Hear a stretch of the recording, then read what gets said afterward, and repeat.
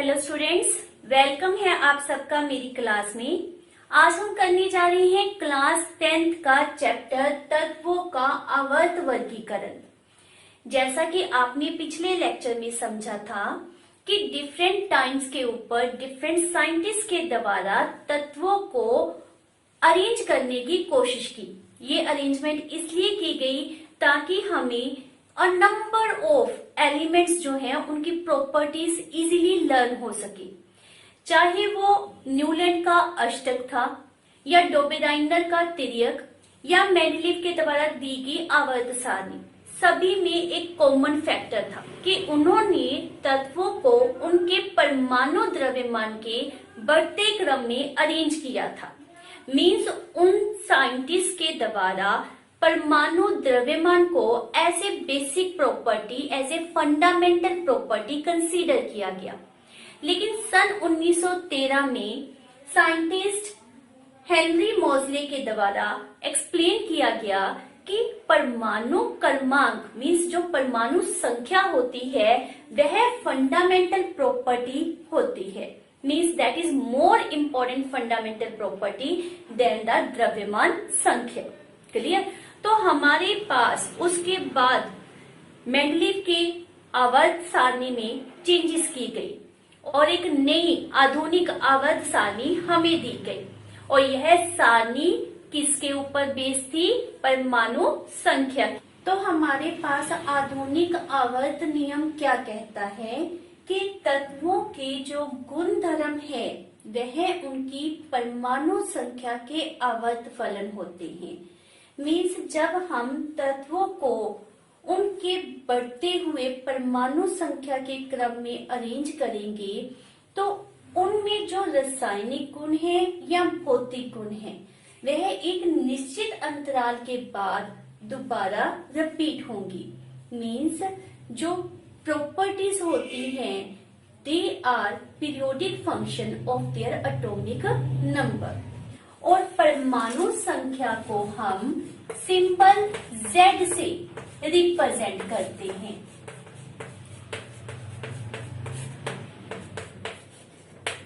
और यह नाभिक में प्रेजेंट प्रोटॉन की संख्या के बराबर होती है। मीन्स यदि हम कह रहे हैं कि कैल्शियम में प्रोटॉन्स 20 है तो इट मीन्स उसकी परमाणु संख्या भी कितनी है? 20। यदि हमें कहा गया है कि आर्गन में परमाणु संख्या 18 है तो इट मीन्स वहां पर 18 प्रोटॉन्स प्रेजेंट होते हैं। तो इस तरह से परमाणु संख्या के अकॉर्डिंगली हमारे पास न्यू पीरियोडिक टेबल दिया गया। हमारे पास न्यू पीरियोडिक टेबल के द्वारा मेंडलीव के पीरियोडिक टेबल में जो कमियां थी उनको भी दूर किया गया। वह किस प्रकार? जैसे कि हमारे पास मेंडलीव के द्वारा कोबाल्ट तथा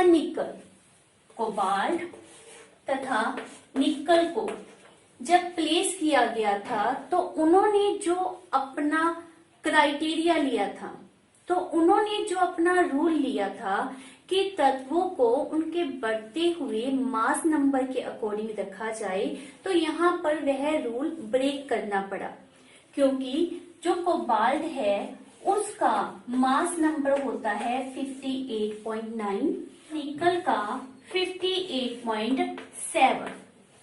तो उन्होंने जिसका मास नंबर अधिक था उसे पहले रखा और जिसका मास नंबर कम था उसे बाद में रखा। मीन्स जो रूल था उसे ब्रेक करना पड़ा। लेकिन कोबाल्ट का एटॉमिक नंबर होता है 27 और निकल का होता है 28। तो न्यू पीरियोडिक टेबल में इनको प्लेस करते समय हमें कोई प्रॉब्लम नहीं आती।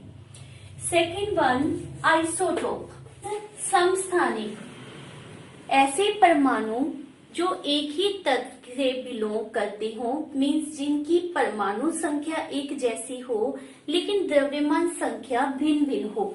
जैसे कि क्लोरीन 35 तथा क्लोरीन 37। तो मेंडलीव के लिए समस्थानिकों को प्लेस करना एक बहुत बड़ी चुनौती थी क्योंकि उनका जो पीरियोडिक टेबल था वह द्रव्यमान संख्या पर आधारित था, लेकिन न्यू पीरियोडिक टेबल में इन दोनों को एक ही प्लेस के ऊपर रखा जा सकता है, क्योंकि जो क्लोरीन है उसका एटॉमिक नंबर 17 होता है, वेदर उसका मास नंबर 35 हो या फिर 37, उसको एक ही प्लेस पर न्यू पीरियोडिक टेबल में रखा जाएगा। तो इस प्रकार आइसोटोप की प्लेसमेंट के लिए भी न्यू पीरियोडिक टेबल में कोई प्रॉब्लम नहीं थी। थर्ड वन, मेंडलीव के पीरियोडिक टेबल में दो तत्वों के बीच कितना डिफरेंस होगा मास नंबर का, यह निश्चित नहीं था। जैसे कि जब हमारे पास लिथियम से बेरिलियम, बोरोन, कार्बन इस तरह से हम मूव कर रहे हैं, तो लिथियम के पास मास नंबर होता है 7, बेरिलियम 9, बोरोन का 11, कार्बन 12। यहीं पर हमारे पास बिटवीन टू एलिमेंट 2 का डिफरेंस है, जैसे कि यहाँ पर, और यहाँ पर कितने का डिफरेंस है 1 का, और कहीं पर 3 का, कहीं पर 4 का। इस तरह से जो दो एलिमेंट के बीच मास नंबर का डिफरेंस है वह कोई फिक्स नहीं था, जिसके कारण यह पता करना मुश्किल था कि इन दो तत्वों के बीच कितने तत्वों की खोज की जा सकती है। लेकिन न्यू पीरियोडिक टेबल में जब हम एक तत्व से दूसरे तत्व तक मूव करते हैं तो सिर्फ एक नंबर से इंक्रीजमेंट आता है, जैसे इसका एटॉमिक नंबर 3, 4, 5, 6 सो ऑन। तो इस तरह से हमारे पास न्यू पीरियोडिक टेबल में दो तत्वों के बीच एक निश्चित अंतराल प्रेजेंट है। As well as new periodic table में मेटल्स को अलग रखा गया है तथा नॉन मेटल को अलग से प्लेस किया गया है, तो जिसके कारण यहाँ पर उनकी प्रॉपर्टीज को लर्न करना बहुत इजी हो जाता है। तो ये मेंडलीव की जो टेबल में कमियां थी न्यू पीरियोडिक टेबल के द्वारा उन्हें दूर किया गया। कह सकते हैं कि यह न्यू पीरियोडिक टेबल में प्रेजेंट विशेषताएं हैं। न्यू पीरियोडिक टेबल में एक छोटी सी कमी है, that is hydrogen placement. Hydrogen एक ऐसा एलिमेंट है जिसके गुण ग्रुप 1 से तथा ग्रुप 17 से इन दोनों समूहों के साथ मैच करते हैं, तो इसको 1 ग्रुप में भी रखा जा सकता है, as well as in the 17 group भी हम इसको प्लेस कर सकते हैं। तो इस प्रकार से इसकी पोजीशन को लेकर अनिश्चितता अभी तक बनी हुई है। पीरियोडिक टेबल में हमारे पास दो तरह की लाइंस रिप्रेजेंट की गई हैं, horizontal lines and vertical lines. Horizontal line total हमारे पास 7 हैं, जिन्हें हम पीरियड्स या फिर आवर्त का नाम देते हैं, और वर्टिकल लाइंस जो हैं वो 18 हैं और उन्हें ग्रुप या फिर समूह का नाम दिया जाता है। जब हम एक ही समूह में प्रेजेंट तत्वों के इलेक्ट्रॉनिक विन्यास को चेक करते हैं तो हमें क्या प्राप्त होता है। जैसे मान लेते हैं हम समूह 1 की बात कर रहे हैं, जिसमें हमारे पास hydrogen, lithium, sodium, potassium, rubidium, caesium present है, और इन सभी में आप देखोगे कि जो बाहरी कक्ष है उसमें एक इलेक्ट्रॉन प्रेजेंट है। जैसे हाइड्रोजन में आपको पता है एक कोश होता है और उसके आखिरी शेल में एक इलेक्ट्रॉन होता है। लिथियम में 2 1, सोडियम में 2 8 1, पोटाशियम 2 8 8 1 एंड सो ऑन। तो आपको इनके बाहरी कोश में एक इलेक्ट्रॉन मिलता है। चाहे यहाँ पर कोश की संख्या में वृद्धि हो रही है, परंतु संयोजकता इलेक्ट्रॉन जो कि बाहरी कक्ष में इलेक्ट्रॉन्स होते हैं उनकी संख्या समान रहती है। इसी प्रकार आप किसी और समूह की बात करते हैं, जैसे हम 17 ग्रुप की बात करें, फ्लोरीन, क्लोरीन, ब्रोमीन, आयोडीन, तो यहाँ पर भी आप क्या देखते हो कि इनके बाहरी कोश में इलेक्ट्रॉन सदैव एक जैसे रहते हैं, दैट इज 7। तो यहाँ पर सो ऑन, तो यहाँ पर हमारे पास समूह में क्या फीचर मिलता है, कोश की संख्या लगातार बढ़ती है, लेकिन जो संयोजकता इलेक्ट्रॉन है मीन्स बाहरी कक्ष में जो इलेक्ट्रॉन होते हैं वह सदैव सेम रहते हैं। लेकिन जब हम आवर्त की बात करते हैं, जैसे कि मान लेते हैं हम सेकंड आवर्त को ले लेते हैं, उसमें हमारे पास कौन कौन से एलिमेंट प्रेजेंट है, lithium, beryllium, boron, carbon, nitrogen, oxygen, fluorine and neon. इन सभी में जब आप लीथे लेकर नियोन तक मूव करते हो तो कोश की संख्या सेम रहती है, लेकिन बाहरी कक्ष में जो संयोजकता इलेक्ट्रॉन है वह लगातार इंक्रीज होते जाते हैं।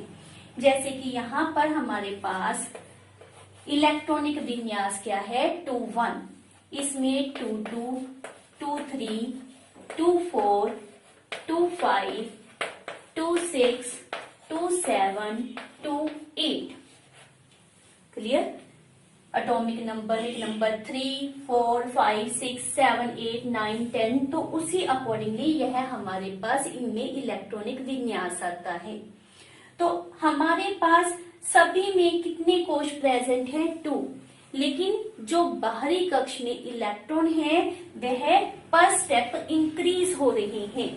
तो आवर्त में कोश की संख्या समान रहती है, लेकिन जो बाहरी कक्ष में इलेक्ट्रॉन है उसमें इंक्रीजमेंट आती है। लेकिन समूह में कोश की संख्या बढ़ती है, जबकि बाहरी कक्ष में प्रेजेंट इलेक्ट्रॉन की संख्या समान रहती है।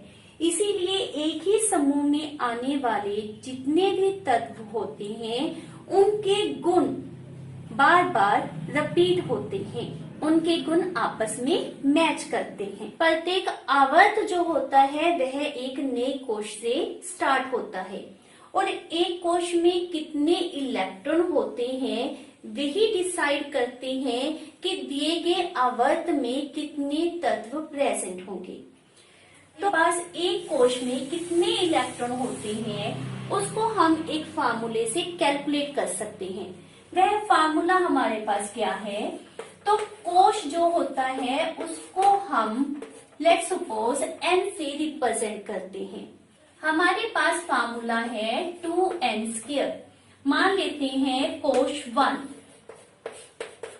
तो उसमें हमारे पास इलेक्ट्रॉन्स कितने प्रेजेंट होंगे, 2 1² मीन्स 2 इलेक्ट्रॉन। तो इट मीन्स जो हमारे पास प्रथम आवर्त होगा उसमें कितने एलिमेंट या तत्व प्रेजेंट होंगे, 2। इसी प्रकार से यदि हम कोश 2 की बात करते हैं तो उसमें इलेक्ट्रॉन कितने होंगे, 2 दैट मीन्स हमारे पास 8। तो इट मीन्स जो सेकेंड आवर्त होगा जैसा कि अभी हमने किया था उसमें कितने तत्व प्रेजेंट होंगे, दैट इज 8। यदि कोश 3 की बात करते हैं, अब यह ध्यान से समझिए, तो इलेक्ट्रॉन्स उसमें कितने होते हैं, 2 3² दैट मीन्स 18। लेकिन जो बाहरी कोश होता है उसमें 8 से अधिक इलेक्ट्रॉन नहीं आ सकते, इसलिए जो आवर्त 3 है उसमें आपको मैक्सिमम 8 तत्व ही मिलेंगे, क्योंकि बाहरी कोश में 8 से इलेक्ट्रॉन अधिक नहीं हो सकते। तो इस प्रकार से आपके पास एक आवर्त में कितने तत्व प्रेजेंट होते हैं आप इस तरह से कैलकुलेट कर सकते हो। नेक्स्ट है हमारे पास आधुनिक आवर्त सारणी की प्रवृत्ति, मीन्स उसके जो गुण है वह आवर्त में तथा समूह में किस प्रकार से बदलते हैं। तो सबसे पहले हम डिस्कस करते हैं संयोजकता। संयोजकता जैसे कि आप जानते हैं किस पर डिपेंड करती है, बाहरी कोश में प्रेजेंट इलेक्ट्रॉन्स के ऊपर। और जो अभी हमने डिस्कस किया उसमें आपको मेंशन किया गया है कि समूह में बाहरी इलेक्ट्रॉन की संख्या समान रहती है, संयोजकता इलेक्ट्रॉन समान रहते हैं। तो इट मीन्स एक समूह में जितने भी तत्व प्रेजेंट होंगे उनकी संयोजकता समान होगी। यदि हम बात करते हैं फर्स्ट ग्रुप की, जिसमें हमारे पास hydrogen, lithium, sodium, potassium, so on element present हैं। अगर आपको ओनली हाइड्रोजन के बारे में ही नॉलेज है कि उसके बाहरी कोश में एक इलेक्ट्रॉन है, तो इट मीन्स इन सभी में भी क्या होगा, उनके बाहरी कोश में एक इलेक्ट्रॉन प्रेजेंट होगा। जैसे कि यहाँ पर हमारे पास एटॉमिक होता है, यहाँ पर एटॉमिक नंबर 11 होता है और यहाँ पर एटॉमिक नंबर 19 होता है। तो हम इनका इलेक्ट्रॉनिक विन्यास इस प्रकार से लिखेंगे, सभी के बाहरी कक्ष में एक इलेक्ट्रॉन है, तो ग्रुप 1 की संयोजकता कितनी मिलेगी आपको, 1। क्लियर। इसी प्रकार से आप किसी भी समूह के लिए मेंशन कर सकते हो कि यदि आपके पास किसी एक तत्व के बाहरी इलेक्ट्रॉन के बारे में नॉलेज है, तो आप उस ग्रुप में प्रेजेंट सभी एलिमेंट की संयोजकता मेंशन कर सकते हो। तो एक ग्रुप में प्रेजेंट तत्वों की संयोजकता एक जैसी रहती है, उसमें बदलाव नहीं होता। जब हम आवर्त की बात करते हैं तो हमने क्या मेंशन किया है कि आवर्त में लगातार संयोजकता इलेक्ट्रॉन बदलते जाते हैं। तो लिथियम टू नियोन संयोजकता जो है वो बदलती जाएगी। किस तरह से बदलाव आता है आपको पता है, यहाँ पर कौन कौन से एलिमेंट प्रेजेंट हैं। तो इसमें हमारे पास संयोजकता कितनी होती है, 1, जैसे अभी मेंशन किया। इसके बाहरी कोश में इलेक्ट्रॉन कितने प्रेजेंट होते हैं, 2, तो संयोजकता 2। इसमें 3 तो संयोजकता 3, इसमें 4 तो संयोजकता 4। और उसके बाद आपने क्या करना होता है, संयोजकता पता करने के लिए बाहरी इलेक्ट्रॉन को 8 से माइनस करना होता है। जैसे इसमें 5 इलेक्ट्रॉन है, इसमें 6, इसमें 7, इसमें 8। तो अब 8 में से इसको माइनस करोगे तो इसकी संयोजकता 3, 2, 1 एंड 0, क्योंकि ये अक्रियाशील गैसें होती हैं। तो संयोजकता आवर्त में रेगुलरली चेंज होती है, जबकि समूह में एक जैसी रहती है। नेक्स्ट है परमाणु साइज। परमाणु साइज मीन्स परमाणु की त्रिज्या। जैसे कि जो हाइड्रोजन परमाणु है उसकी परमाणु त्रिज्या होती है 37 पिकोमीटर। 37 पिकोमीटर। यहाँ पर पिकोमीटर का मीनिंग क्या होता है, 10 की पावर -12 मीटर। मीन्स उसकी जो परमाणु त्रिज्या है वह बहुत ही छोटी होती है। एक स्वतंत्र परमाणु के लिए केंद्र से लेकर बाहरी कक्ष तक जो डिस्टेंस होता है, जो दूरी होती है, उसे हम परमाणु त्रिज्या या फिर परमाणु साइज से रिप्रेजेंट करते हैं। तो समूह तथा आवर्त में परमाणु साइज में किस तरह से बदलाव आता है, तो पहले हम डिस्कस कर रहे हैं आवर्त के लिए। आवर्त कोई भी आप सपोज कर सकते हैं, जैसे हम नॉर्मली सेकंड आवर्त को ले रहे हैं, lithium, beryllium, boron, carbon, nitrogen, oxygen, fluorine and last is neon. Clear. तो बाईं से दाईं तरफ जाते हुए किस तरह से आवर्त में परमाणु साइज बदलता है वह हमने देखना है। जब हमने इनको रिप्रेजेंट किया, लेट्स सपोज हम लिथियम को रिप्रेजेंट कर रहे हैं, यह हमारा नाभिक, यह फर्स्ट कोश तथा यह सेकंड कोश। लिथियम में एटॉमिक नंबर होता है 3, तो इट मीन्स आंतरिक कोश में 2 इलेक्ट्रॉन है और बाहरी कोश में 1। बेरिलियम में यहाँ पर 2 इलेक्ट्रॉन हो जाएंगे, 3, 4, 5, 6, सो ऑन। जैसे हम फ्लोरीन तक पहुंच जाते हैं तो हमारे पास एटॉमिक नंबर होता है 9 to 7। मीन्स आंतरिक कोश में भी 2 इलेक्ट्रॉन और बाहरी कोश में इलेक्ट्रॉन कितने हो जाएंगे, 7, 4, 5, 6 एंड 7। तो हमें क्या अपीयर होता है कि साइज एक जैसा है क्योंकि कोश की संख्या एक जैसी है, परंतु ऐसा नहीं है। लगातार यहाँ पर जैसे जैसे परमाणु संख्या बढ़ती है तो यहाँ पर जो प्रेजेंट प्रोटॉन्स हैं उनकी संख्या बढ़ेगी। तो यहाँ पर जो नाभिक में आवेश है, पॉजिटिव आवेश होता है, वह लगातार बढ़ रहा है, जिसके कारण वह बाहरी इलेक्ट्रॉन को अपनी तरफ खींचना शुरू कर देगा विद मोर पावर। जैसे जैसे यहाँ पर आवेश बढ़ेगा वैसे वैसे उसकी बाहरी इलेक्ट्रॉन को अपनी तरफ खींचने की जो पावर है वह भी बढ़ जाएगी। रिजल्ट क्या होगा कि इसका जो क्लाउड होगा वह अंदर की तरफ खींचा जाएगा, जिसके कारण साइज डिक्रीज हो जाएगा। चाहे कोश की संख्या सेम है, लेकिन जैसे जैसे इलेक्ट्रॉन बढ़ेगा उस तरह से नाभिक में आवेश, पॉजिटिव आवेश बढ़ जाता है और वह बाहरी इलेक्ट्रॉन को पूरी पावर से स्ट्रांगली खींचता है, जिसके कारण उसका साइज डिक्रीज हो जाएगा। मीन्स जब आप बाईं से दाईं तरफ मूव करते हो तो साइज जो होता है वह डिक्रीज होगा कि नाभिकीय आवेश जो है वह लगातार बढ़ रहा है। परंतु जब हम समूह की बात करते हैं तो समूह के लिए हम फर्स्ट समूह को ले लेते हैं। उसमें हमारे पास क्या प्रेजेंट है?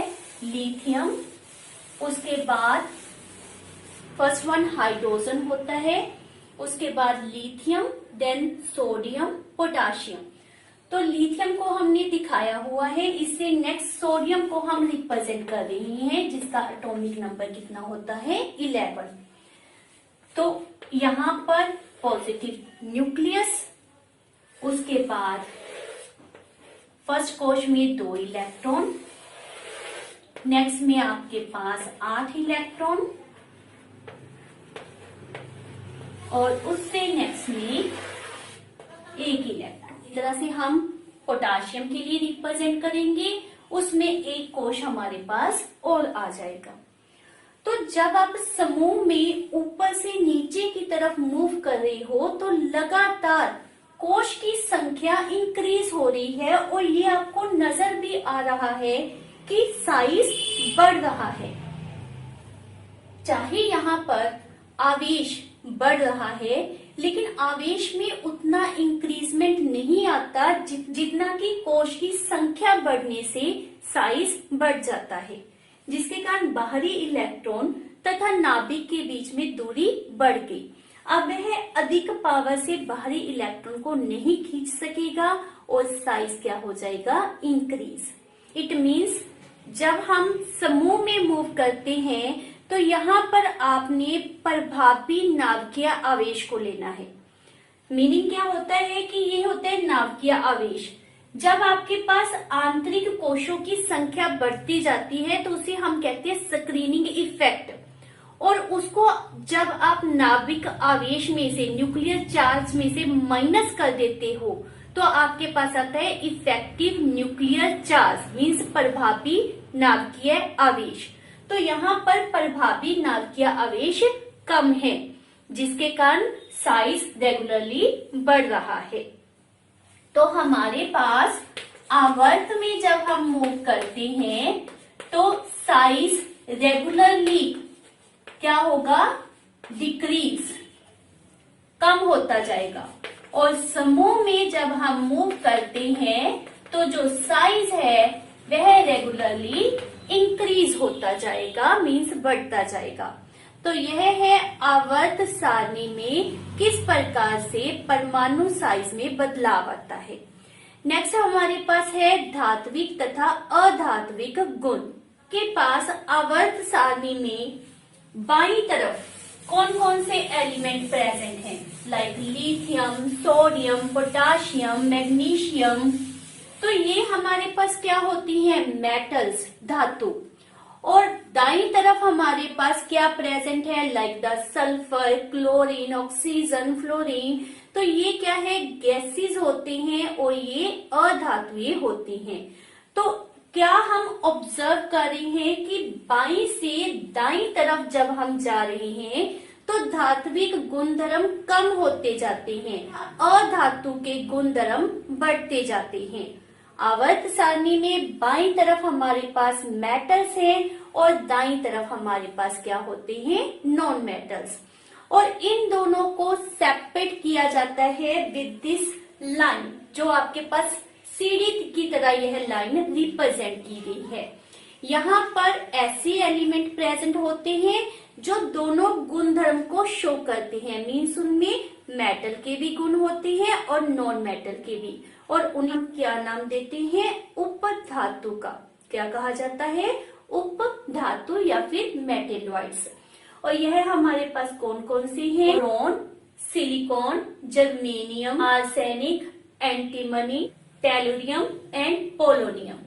तो यह हमारे पास उपधातुएं प्रेजेंट हैं जिनमें दोनों तरह के करेक्टर पाए जाते हैं, metal as well as non metal. Third lesson में हमने आबंध बनाने के बारे में पढ़ा था, मीन्स कुछ एलिमेंट बॉन्डिंग करने के लिए इलेक्ट्रॉन का त्याग करते हैं और कुछ बॉन्डिंग करने के लिए इलेक्ट्रॉन को गेन करते हैं। तो कौन से एलिमेंट हैं जो इजीली इलेक्ट्रॉन को लॉस कर सकते हैं, इजीली इलेक्ट्रॉन को त्याग सकते हैं, और कौन से ऐसे एलिमेंट हैं जो इजीली इलेक्ट्रॉन को गेन कर सकते हैं, उनमें इस तरह की प्रवृत्ति क्यों होती है, अब हम उनके बारे में डिस्कस कर रहे हैं। तो बेटा हमारे पास जो मेटल्स होती हैं, मेटल्स में इलेक्ट्रॉन त्यागने का गुण होता है। क्यों होता है, जैसे कि हमने किसी भी मेटल को मेंशन कर लिया, लाइक लिथियम, सोडियम, पोटाशियम, तो इनके बारे में अभी आपने पढ़ा कि अपने आवर्त में सबसे बड़ा साइज, आवर्त सारणी में जब आप आवर्त में बाईं से दाईं तरफ मूव करते हो तो हमने क्या रेफर किया था, साइज कम होता है। तो इनका अपने आवर्त में साइज सबसे बड़ा है। एज ए रिजल्ट इनमें जो आखिरी इलेक्ट्रॉन प्रेजेंट होता है वह इजीली बाहर निकल सकता है क्योंकि उसके ऊपर नाभिकीय आवेश कम होता है in comparison to other element जो इनके आवर्त में प्रेजेंट है। तो ये अपने बाहरी इलेक्ट्रॉन को इजीली लॉस कर सकते हैं। अगर ये इलेक्ट्रॉन को लॉस कर सकते हैं तो इनके ऊपर चार्ज क्या आएगा, पॉजिटिव, मीन्स यह विद्युत धनात्मक होंगे, like lithium positive, sodium positive, potassium positive and so on. तो हमारे पास आवर्त सारणी में जब हम बाईं से दाईं तरफ मूव करते हैं तो साइज कम होता जाता है, जिसके कारण इलेक्ट्रॉन के बाहर निकलने की पॉसिबिलिटी भी कम होती जाएगी, उनके ऊपर आकर्षण बल बढ़ता जाएगा। तो यहाँ पर आवर्त सारणी में विद्युत धनात्मक जो गुण है वह रेगुलरली डिक्रीज होता जाता है, परंतु जब आप समूह में मूव करते हो तो साइज लगातार बढ़ रहा है, जिसके कारण बाहरी इलेक्ट्रॉन तथा नाभिक के बीच जो आकर्षण बल है वह कम होता जाएगा और इलेक्ट्रॉन आसानी से बाहर निकल सकता है, जिसके कारण विद्युत धनात्मक करेक्टर जो है वो रेगुलरली इंक्रीज होगा। तो समूह में हमारे पास ऐदर मेटेलिक करेक्टर है या फिर विद्युत धनात्मक करेक्टर है वो इंक्रीज होगा, और आवर्त में हमारे पास मेटेलिक करेक्टर जो होता है वह डिक्रीज होता है, या कह लो विद्युत धनात्मक करेक्टर डिक्रीज होगा और विद्युत ऋणात्मक करेक्टर क्या होगा, इंक्रीज। जैसे कि हमारे पास फ्लोरीन की बात करें, आवर्त सेकंड में आपके पास नियोन को छोड़ देते हैं बिकॉज वह अक्रियाशील गैसें हैं। तो 17 ग्रुप में हमारे पास सेकंड आवर्त में क्या प्रेजेंट है, फ्लोरीन। फ्लोरीन में हमारे पास इलेक्ट्रॉन है 2 7, तो यह 7 इलेक्ट्रॉन को लॉस नहीं करेगा। आप जानते हो इसने अपने आउटर ऑर्बिट को पूरा करना होता है, मीन्स इसको 8 इलेक्ट्रॉन चाहिए, तो यह क्या करेगा, 1 इलेक्ट्रॉन गेन करेगा। अगर इलेक्ट्रॉन गेन कर रहे हैं तो इनमें क्या गुण आएगा, विद्युत ऋणात्मक। तो बाईं से दाईं तरफ जाते हुए विद्युत धनात्मक करेक्टर तो कम होता जाएगा, लेकिन विद्युत ऋणात्मक जो करेक्टर होता है वह रेगुलरली इंक्रीज होता जाएगा। तो ये आपने दिमाग में रखो कि ऊपर से नीचे जाते हुए मेटेलिक करेक्टर इंक्रीज होगा, मीन्स धनात्मक करेक्टर भी इंक्रीज होगा।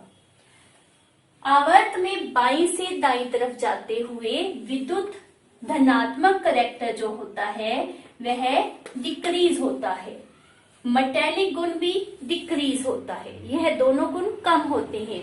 लेकिन यदि हम अधातु के बारे में रेफर करें तो अधात्वीय करेक्टर जो होता है वह इंक्रीज होगा, एज वेल एज विद्युत ऋणात्मक जो करेक्टर है वह भी क्या होगा, increase. And this is very very important. और इसी प्रकार आप इनके ऑक्साइड के बारे में भी जान सकते हो।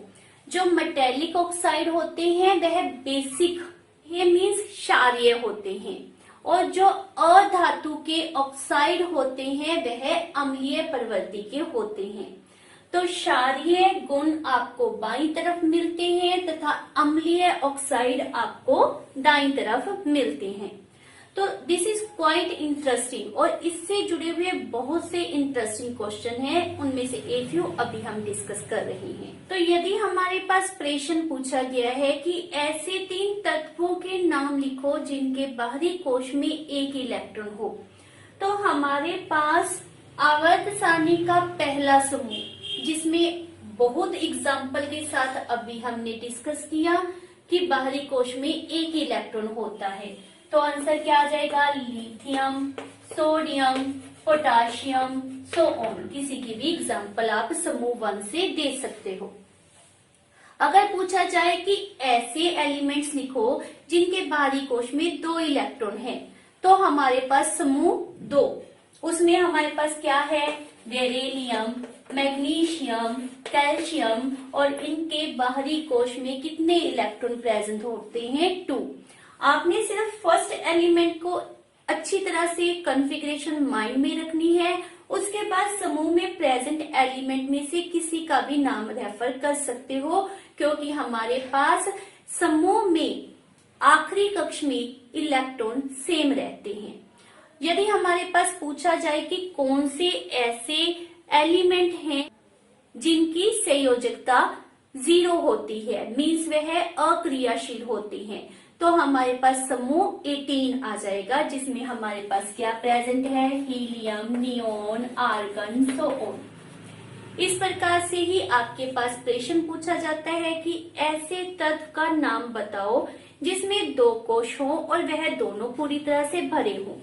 तो हमारे फार्मूला 2n² के अकॉर्डिंगली पहले कोश में 2 इलेक्ट्रॉन पूरा भर जाएगा, दूसरे कोश में 8 इलेक्ट्रॉन वह भी पूरा भर जाएगा। क्या नाम होता है कोश का, K तथा L, ये दोनों पूरे भर गए। कितना नंबर आ गया हमारे पास, 10, और 10 के ऊपर आपको पता है कौन सा एलिमेंट होता है, नियोन। तो अ नंबर ऑफ क्वेश्चंस इस तरह से आप सॉल्व कर सकते हो। इस टॉपिक को अच्छी तरह से लर्न करो। वैध संयोजकता है, परमाणु साइज, धात्विक अधात्विक, कौन से क्वेश्चन इससे रिलेटेड आपसे पूछे जा सकते हैं। सो बेस्ट ऑफ लक, इनको अच्छी तरह से आपने लर्न करना है। Thank you for watching my video.